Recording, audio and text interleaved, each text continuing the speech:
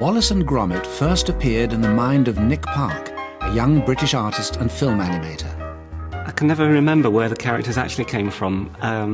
I can go back to old sketchbooks and look where they come. You know, I have this stack of sketchbooks at home which has all these sort of germs of ideas. Certainly, yeah, Wallace and Gromit started in these old sketchbooks. The early sketches became real plasticine figures while Nick was still a film student.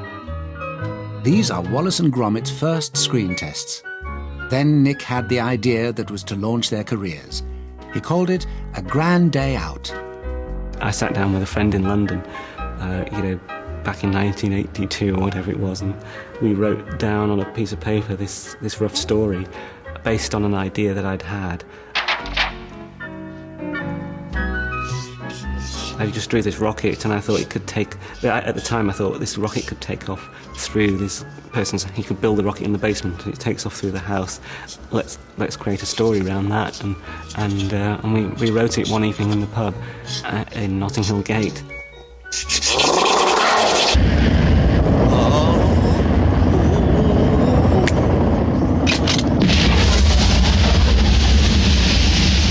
Really, when we did one of the first shots when he was under a door with Wallace sawing through the door, and that's when I discovered his eyebrows, and I discovered that he could say just as much by doing very little. The trouble was, A Grand Day Out was taking a very long time to make. After 2 years, Nick had filmed only about 10 minutes, animating every frame himself.